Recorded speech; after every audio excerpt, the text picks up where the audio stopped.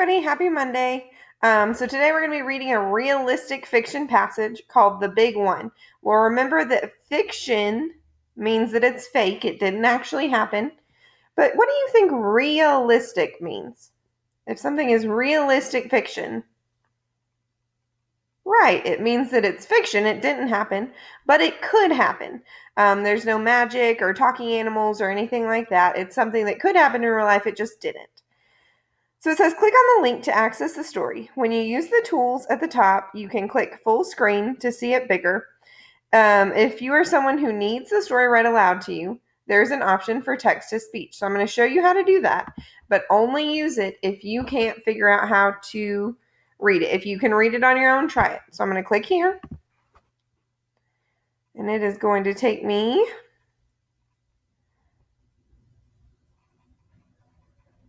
to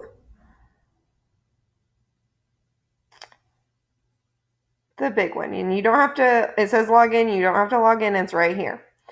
So you can read through the story right here.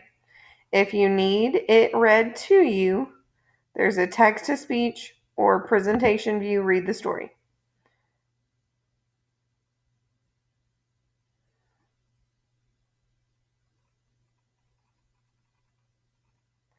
Goodness, my computer is slow.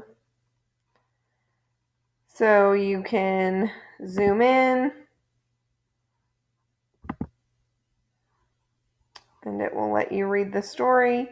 You can also draw or highlight or add a note. Back here on the front page, it's got a text-to-speech option. The Big One. On a nice fishing trip, Joe reels in a connection with his dad. By Tommy Greenwald. Why do I love fishing? So it gives you the option where it reads the story to you. You can read the story in like the presentation view where you can see the pictures better. You can highlight things. It says, as you're reading, use the highlighter tool to show text evidence proving how Joe's dad changes in the story. So at the beginning of the story, Joe's dad feels one way. And at the end of the story, his feelings about things have changed.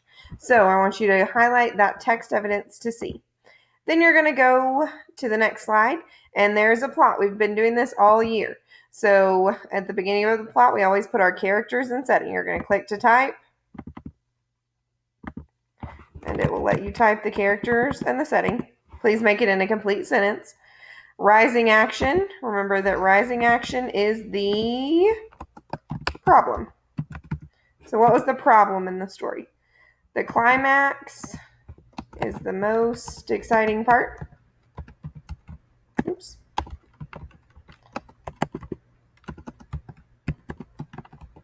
Stuart can't type today. If this is the problem, the rising action is the problem, then the falling action is going to be where the problem is solved. And then finally, the conclusion. This is just what happens at the very end of the story. So you're typing out, this should make a summary of your story. It should make where your story, it gives you the most important parts of the story. So characters and setting, problem, most exciting part, the solution or where the problem is solved, and the end. Then you're going to look at these next two. There are questions for each one. It says, what is the theme of the story? Think about the theme of the story. Remember that theme is a lesson that is deep and applies to everyone. Think about what the author wanted you to learn or be reminded of. So you're going to type what you think the theme or the lesson of the story is right here. And then finally, what was the big one that the author was referring to, and how do you know? So in the story, he caught the big one. But is the big one a fish? Is the big one a boot? Is the big one a teddy bear? Is the big one a person?